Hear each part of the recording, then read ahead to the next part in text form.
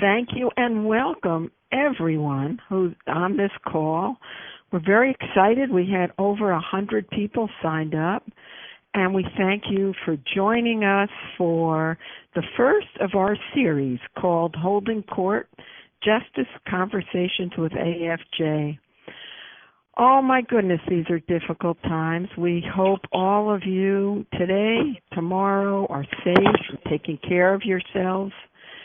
We organized this call in order to connect with all of you and pull together our community of advocates and supporters. One, to communicate, and two, to stay in touch about current interests. I am thrilled to be joined today by Congressman Jamie Raskin.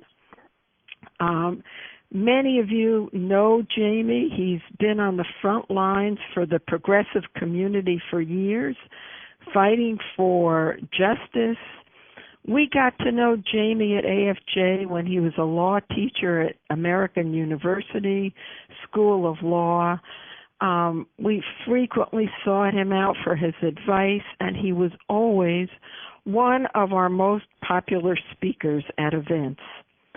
Jamie was a law teacher for 25 years, served 3 terms in the Maryland State Senate, and now, as you all know, he's in Congress and a member of the Judiciary Committee, where he was on the front lines when the House impeached Donald Trump, and he has certainly fought the good fight on that committee to ensure that our government's response to this unprecedented crisis helps all Americans. It's a great pleasure to have Jamie join us and share his insights. Jamie, welcome to the call. Nan, thank you. It's a pleasure to hear your voice and to be with all my friends at the Alliance for Justice. And I wish you were happier times, but it's good to be with you nonetheless. I will talk with Jamie for about 20 minutes and then open up the lines for your questions. But Jamie, first I'd like to ask you, we know that you, like everyone else, is sheltering at home and at the same time doing the people's business. I'm wondering what it's like for you to be interacting with your colleagues in this new world, a new context. Can you share your perspective and how you're coping with this new normal? Well, like everybody else, I'm spending my entire day on the telephone, which is bizarre, but this is how we're all transacting our business. I've had to go down several times to be the speaker pro tem because, I live 25 minutes away. My district, of course, borders Washington, D.C. It's Montgomery County, Frederick County, Carroll County. And so the first week or two I was down there a lot. And, of course, I was back on last Friday, when we voted on the CARES Act package. That was kind of scary, I got to admit. None of us were wearing masks. I tend to believe if we do come back on April 20th, which is a possibility, you will see, I hope most of us or all of us wearing masks. It's just a necessary public health precaution at this point. But I'm reaching you from the parking lot of the Tacoma Park Silver Spring Co-op because finally, after 4 days of waiting for our groceries, the call came in right before my big appearance with Alliance for Justice. So I didn't want to miss it. Luckily, I got my groceries in the car, and now I'm just in the parking lot talking to you guys. Oh, that's great. That's great. Wanted to talk about the stimulus bill in the House. It seemed that Democrats made huge strides in wanting to make it an infrastructure, strengthening an infrastructure bill, which would have been and was a huge investment. I'm interested in knowing what were some of the Democrats' strongest moments in negotiating with Republicans over that legislation. I mean, it's a nice way of thinking about it, really. The last 2 bills, which I've been involved in, have really been social infrastructure bills. I mean, paid sick leave and paid family and medical leave. The current one that we just got done, the CARES Act, it lifts up unemployment insurance from what's a national average of around 40 or 50% of your salary to 100% of your salary, which really is, almost Western European in terms of an understanding of what unemployment insurance is. It keeps you going based on where you were before. And we passed very similar legislation in terms of the Small Business Administration. Again, hundreds of billions of dollars we put in, both to forgive current 7A loans that small businesses have, but also to make new grants of $10,000, emergency grants available to small businesses, and then another round of small business loans based on 2.5 times what your monthly payroll is. So if you got a payroll of $100,000, you can get a $250,000 loan to keep things going for another 12 or 13 weeks. The unemployment insurance provisions really are remarkable in that for the first time we expanded the categories to include self-employed people and independent contractors and consultants and people in the gig economy. And we, went from 40 or 50% of your salary to 100% of your salary and extended what is normally in most states a 3 or 4 month period by an additional 3 months where the federal money comes in. And so we're going to be able to keep people going. I wouldn't quite characterize it as a stimulus. I would think of it more as a survival package. It kind of says, let's keep people going. Let's keep businesses going as they were before. Now, the big trade-off was between the House and the Senate over, at least from our perspective, over their $500 billion slush fund that they built for Secretary Mnuchin and the president to dole out to big affected corporations and industries, the airlines, the cruise industry people, the hotels, and so on. And there we could only really legislate around the edges to contain this. So, for example, the president cannot get money to his own hotels or any of his other businesses, and the same with members of Congress and our families. Money can't go directly to us. We also said that none of the money could be used for CEO bonuses, executive bonuses, corporate dividends, corporate buybacks of stock, and so on. All those things are obviously a massive distraction from what we need to do, which is to keep the workforce working and the businesses going, and all of that is just profiteering. And the president has described himself now as a wartime president, and he's looking forward to a lot of war profiteering. We created an inspector general over this fund in the Treasury Department. They fought us on that, and also a congressional oversight panel. They fought us on that. And then even after we passed it, and it was a moment of some great celebration and triumph on our side because of the unemployment insurance and the small business and the direct $1,200 payments that the vast majority of Americans get. And what did the president talk about in his signing statement? He talked about the fact that he rejected our inspector general. He rejected our oversight panel. He rejected the idea that the inspector general would be able to deliver reports to Congress without going through him, the president. And that, of course, should be familiar to all of the Alliance for Justice people. This is just the right-wing Scalia Federalist Society line about the unitary executive. And so anybody in the executive branch essentially must be a flunky and a sycophant for the president and can do no reporting to Congress outside the executive chain of command.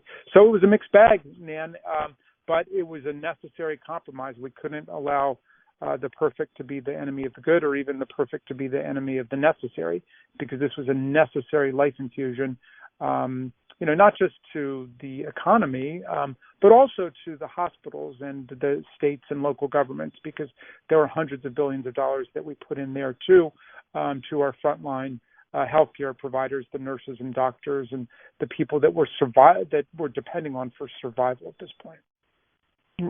Well, certainly Democrats made significant strides and progress in that bill, so congratulations. I wanted to ask you a question, speaking of the executive branch, about our Attorney General, William Barr.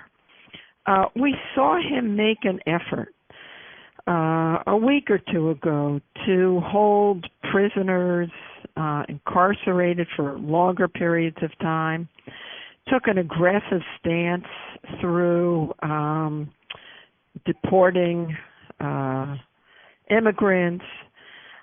We actually even saw him pursue proudly continuing his lawsuit to overturn the Affordable Care Act. You on the House Judiciary Committee, you all were scheduled to hold an oversight hearing just yesterday. And I'm wondering if you would comment on some of Barr's actions and comment also on how do we hold him accountable without Congress being able to bring him forth to the committee and to the public for a public hearing? Well, look, authoritarian governments historically have used national public health emergencies or national security emergencies to try to impose martial law and authoritarian forms of government on the population. And we're seeing it happen around the world today. There was an interesting article in I think it was the Times today or yesterday about Putin doing that, about Orban doing that in Hungary, Duterte in the Philippines. Wherever you turn, the most right-wing and authoritarian regimes are using this as an opportunity to restrict civil liberties and to impose police powers on the population. And, once Donald Trump decided to stop trivializing, ignoring, denying, and dismissing the corona crisis, basically wasting 2 months in the most lethally reckless and negligent way, his administration has turned now to whatever they can do to claim authoritarian-style powers. And so we got the letter from Attorney General Barr saying that he wants to have the unilateral power of indefinite detention, to hold people indefinitely without complying with federal criminal procedural protections and protections of law. And of course, our answer in the Judiciary Committee is over our dead body. We are not going to allow that to happen. I mean, can you imagine giving Barr and Donald Trump the power of indefinite detention in the middle of a crisis like this? Donald Trump does not know the difference between a political adversary and opponent and someone that he's declared war on. And that's just the most dangerous possible configuration of events. So we're going to stand very strong for civil liberties here at the same time that we are not challenging, obviously, and we're supporting and we're encouraging aggressive public health measures to counter the virus. I was calling very early for the stay-at-home orders, which have been put in place by Democratic and Republican governors alike, Andrew Cuomo in New York, my governor, Larry Hogan. It's not a political or partisan thing if you're not dealing with people with authoritarian impulses and no respect for the rule of law. Obviously, this administration, this president have proven that they do have no respect for the rule of law, which is why we impeached him. And we're not going to give additional Pinochet-style police powers to a president who we impeached for political corruption. You recently signed, and we thank you for that, onto a letter by Jan Schakowsky calling on the Trump administration to drop its Affordable Care Act lawsuit. How do we begin to explain to the American people that at the same time we're confronting a crisis, the administration is through the courts trying to take away people's health care and coverage for pre-existing conditions?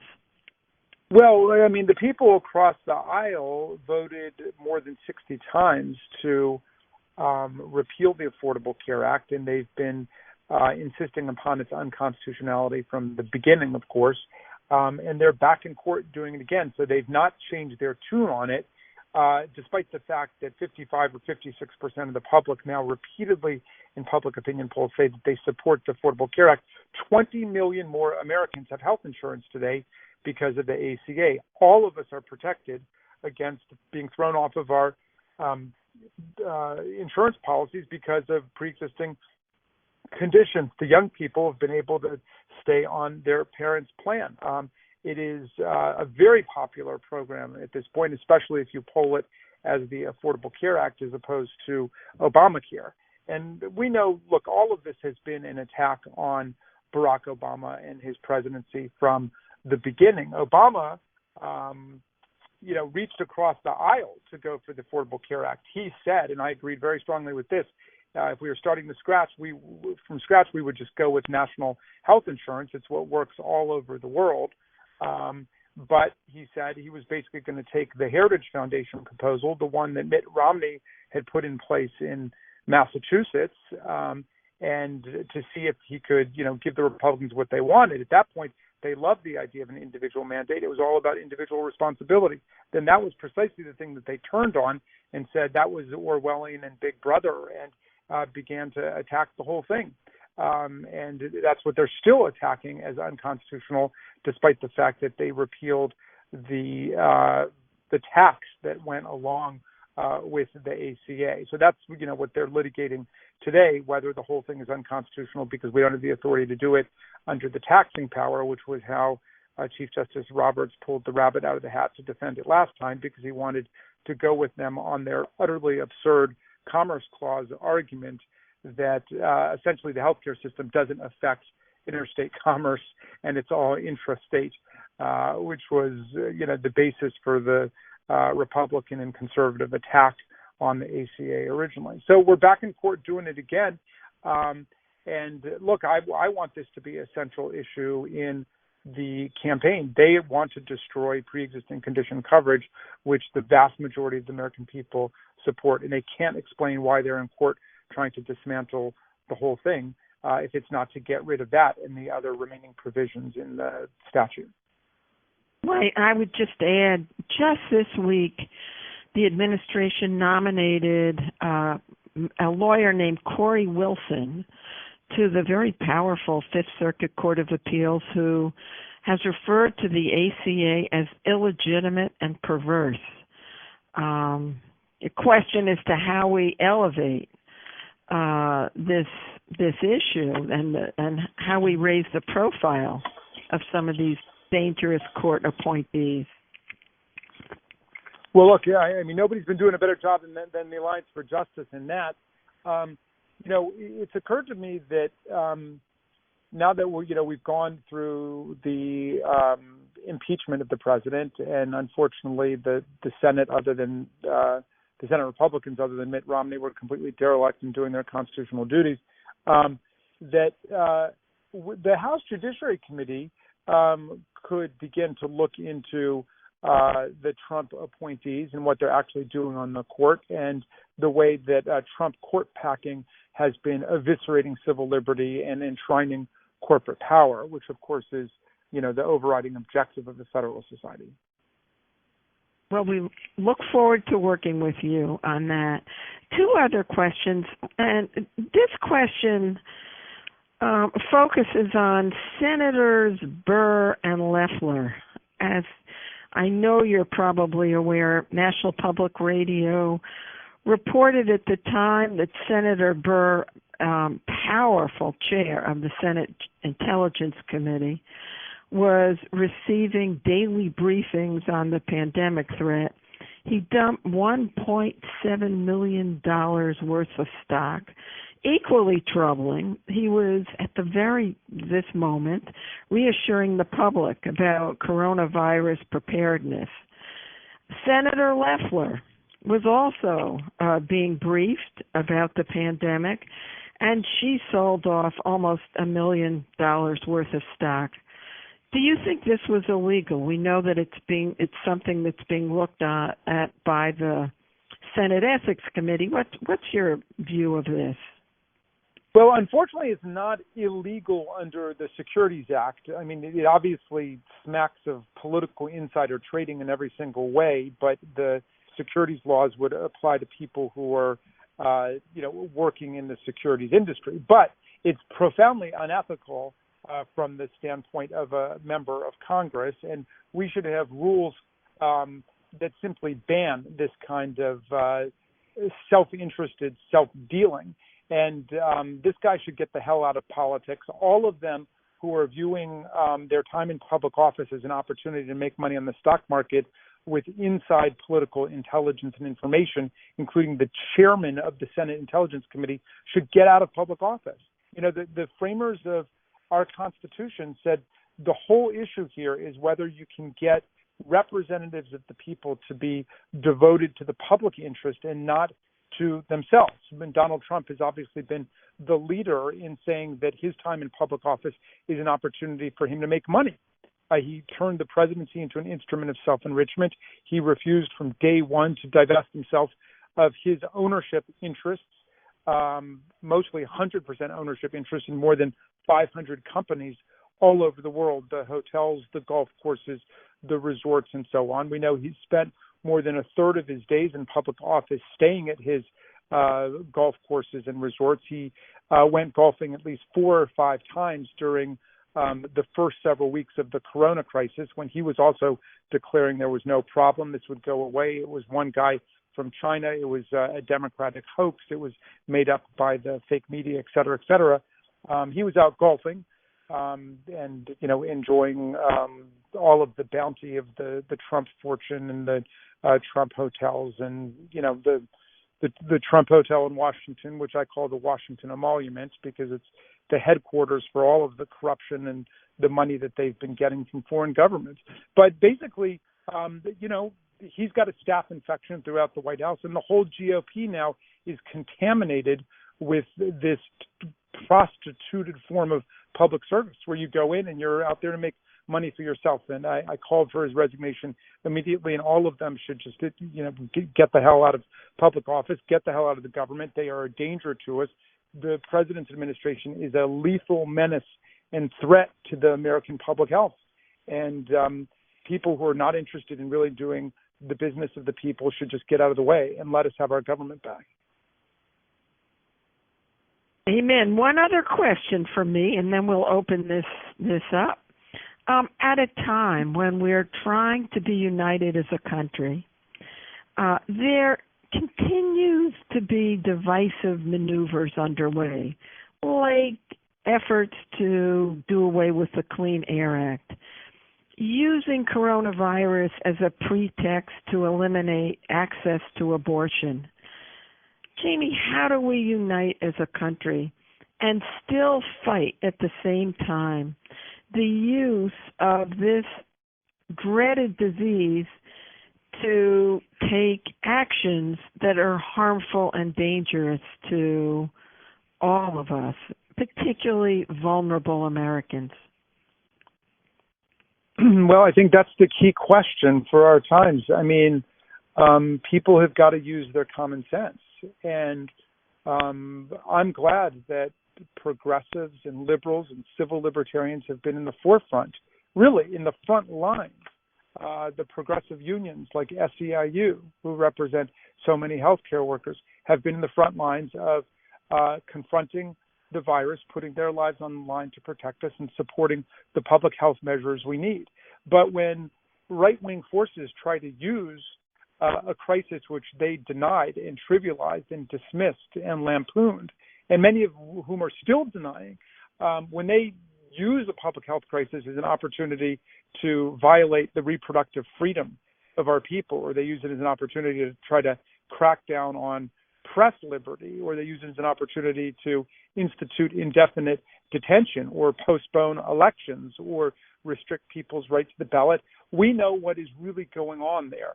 That is an assault on democracy and on freedom. And democracy and freedom are two different things, but they stand best when they stand together.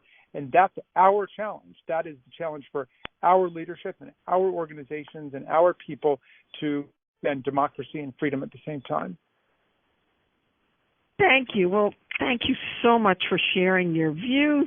You are, Jamie, so wise. We have time for about 10 minutes of questions, and with that, I'm going to turn us over to our moderator to ask you questions. And again, thanks so much for doing this. You bet. Totally my pleasure. It's my honor. At this time, if you would like to ask a question, please press the star and 1 on your touch-tone phone, and you may withdraw your question at any time by pressing the pound key. Again, to ask a question, please press star and 1.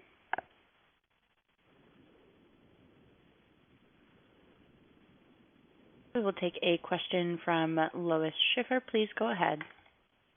So this has been a very helpful and informative discussion. One of the proposals that seems to be roiling around is a big infrastructure bill. And while, of course, infrastructure would be good, particularly if it's done in the right way, there's always been a concern that in this administration they would do it in a way that gutted the environmental protections that should go into deciding what we're going to build and how we're going to build it.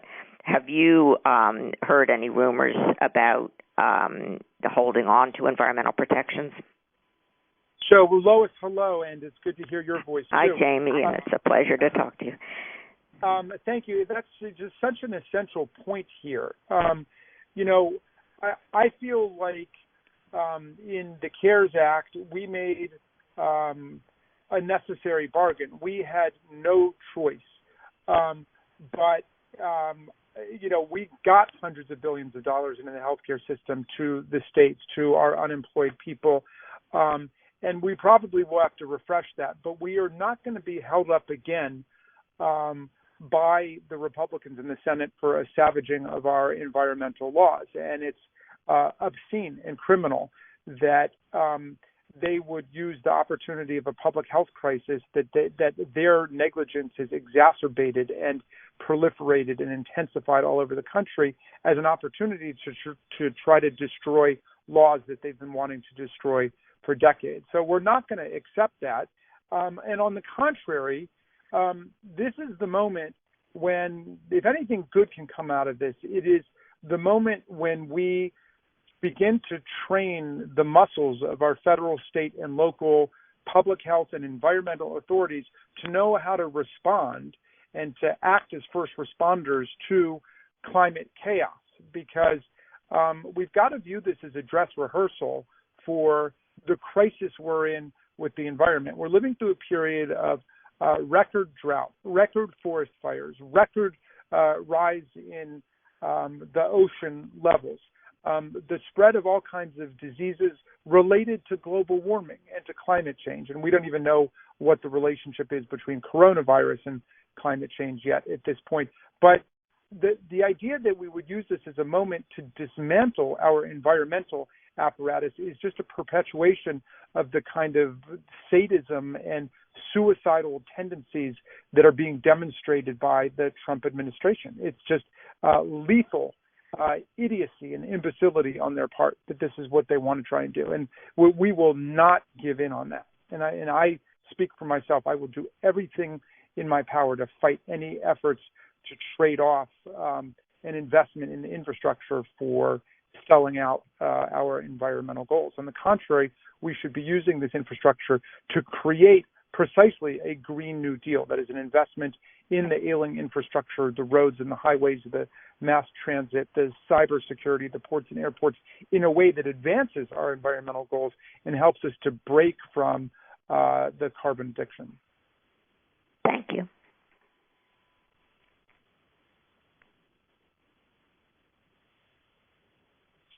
We will take our next question from Victor Danisky. Please go ahead. Your line is open. Do you think Bernie Sanders should end his campaign and support Biden? Well, I think it's clear to me that Biden is going to be our candidate, and I hope that everybody's going to get behind him. But I was an Elizabeth Warren supporter, and so am I. But yeah. So and I had pledged my support to her. But I, let me just say this. I mean, the Senator Sanders doesn't really need my advice, and right now nobody's even thinking about the presidential contest in campaign. So that is the primary campaign, and so that's good. I think that we can, begin to put it behind us and bring the party together, and that's obviously a question for him as to what the timing of that is going to be. And he spoke to millions and millions of people, especially a lot of young people, including some in my own family, and we need all of them to be passionately engaged in this election. Every 4 years we go out and say, this is the most important election of our lifetime. We can forget all that. This is by far the the most important election of our lifetime, where everything rides on it: the public health, the environment, the integrity of our elections and democracy, and whether we are going to be able to deal with the crisis of climate change or not. So this is about the future of civilization, and I'm very hopeful that we're going to bring everybody together. And I hope to be, part of that process as somebody, who is very enthusiastic about Elizabeth Warren, but will be extremely enthusiastic about the Democratic ticket as soon as we create it. Thank you. Thanks so much. We will take our next question from Janice Goodman. Please go ahead. Your line is open. Yeah, hi, I'm glad I got in on that other question. I have two issues. One, in terms of the bringing together the party at this point behind one unified,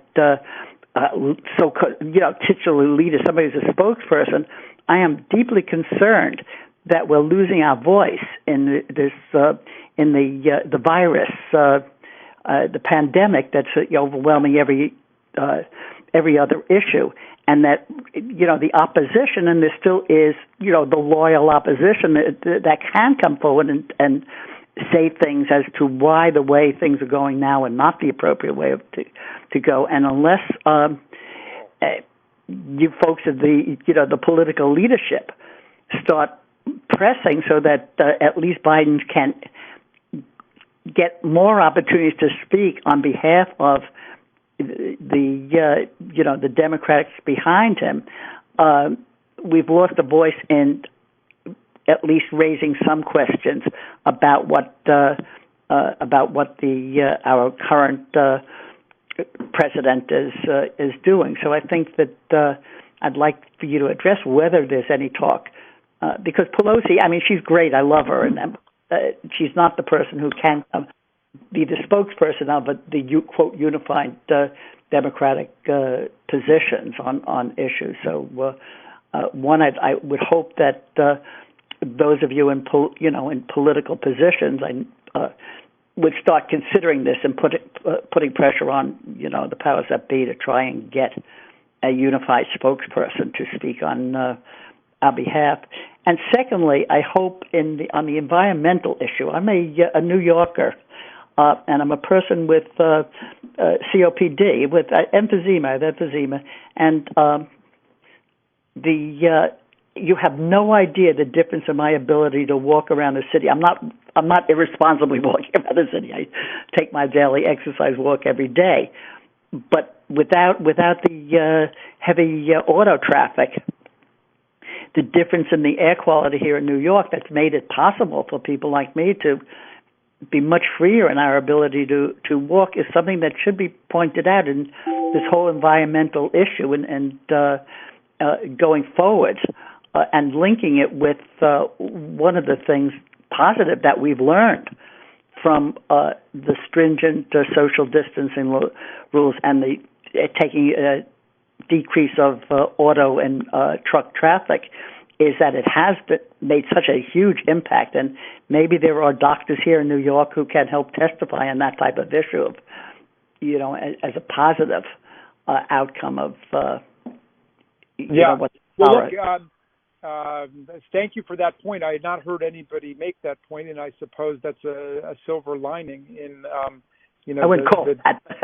the darkness that has descended on New York. But of course, the president wants to bring back the auto pollution without doing anything about the coronavirus, so we'll have the worst of both worlds again.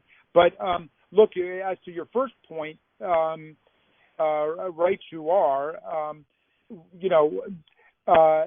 We're pretty far down the Maslow hierarchy at this point. We're just trying to address the basic needs of the people. We're trying to get the ventilators to the patients. We're trying to get the masks and the gloves and the gowns to the doctors and the nurses and the healthcare providers. We're trying to get to the, money to the states and, income to people who've been thrown out of work and so on. But I think that over the next few months, we will gather together much more in a strong political voice for a strong, unified political program. These crises have a way of both revealing pathetically weak self-referential leaders and also bringing forth new, strong leaders. And Andrew Cuomo is obviously somebody who has been brought forth in a way that he wasn't before, as somebody that people could trust and listen to. And I don't know exactly in what capacity, and it almost doesn't make any difference, but he will clearly be a very strong voice for the Democrats and for Joe Biden, assuming that Biden is going to be the nominee. I don't know whether he becomes the chair of our party. I don't know whether he's just the chair of the campaign or whatever, but I think we're going to be hearing a lot from Andrew Cuomo because we need to hear from the people who've really been in the thick of it. I mean, government is not a reality TV show. Government is not an opportunity for people to go out and make money for themselves and their families. Government has life and death purposes at its core. And we're seeing right now what happens when government becomes derailed and deranged. I think we have time for one quick question, if there is one. We will take our final question from Rita Himes. Please go ahead. Your line is open. Hi, this is Rita Himes from Legal Services for Prisoners with Children. Can you update us on what the Congress is doing to watch out for the health and lives of federal prisoners, oversight and advocacy? Thank you so much for that question. The Oversight Committee moved immediately on this question and has sent multiple overtures and letters to the Bureau of Prisons asking them to provide us with what their specific plans are to protect prisoners through this crisis. We have moved in particular areas to get nonviolent and elderly prisoners released and to get people released from halfway houses who don't need to be there because, as one prisoner put it, a prison is like a mixture of a cruise ship and, a senior citizen center. So, you've got a concentrated density of population there without the appropriate public health precautions. So I cannot say that we have been satisfied with the response we've gotten, and we're staying on top of that, and we continue to work on a daily basis to get people released who do not need to be behind bars. It is a danger to themselves, and thank you for the work that you're doing on this as well. Yield back to you, Nan. Oh, sorry. Can I follow up quickly? Yeah. Who's the best person to contact if if we have federal prisoner advocacy issues? Yes, please. My counsel on the Oversight Subcommittee on Civil Rights and Civil Liberties, which I chair, that this is the Oversight and Reform Committee's Subcommittee on Civil Rights and Civil Liberties. I chair that, and my chief counsel's name is Candace Phoenix. And you should be able to find her online. If you have any problem, just send me an email, or Nan will give you my cell phone number, or text me, and I'll get you Candace Phoenix's information. But yes, we should be in regular touch, and you should let us know about situations that you consider an emergency situation, because we can call, we can write, we can do whatever we can to bring pressure on the administration to take care of people. Thank you very much. I appreciate Jamie, your calling. Thank you so much for spending time with us, with all of us on this call, and just know how profoundly happy we are to have you in Congress. So many thanks on behalf of Alliance Nan, for you. Sure. Thank you very much, and thank you for having me, and thanks for all of the people at the Alliance for Justice and the extraordinary work that you guys do on a daily basis. So please stay healthy and stay safe and stay close, okay? Yes, you too, and everyone on the call, thank you for jumping on today with us. Please mark your calendars for April 15th. We will have a call focused on civil rights and civil liberties in the time of coronavirus, moderated by a very skilled appellate lawyer, Deepak Gupta from Gupta Wessler, who is also a member of the Alliance for Justice Board. Keep safe, keep healthy, take care of yourselves, and we look forward to being in touch with all of you in the weeks, months, years ahead. And we will all reconnect on April 15th. Thanks. Bye-bye.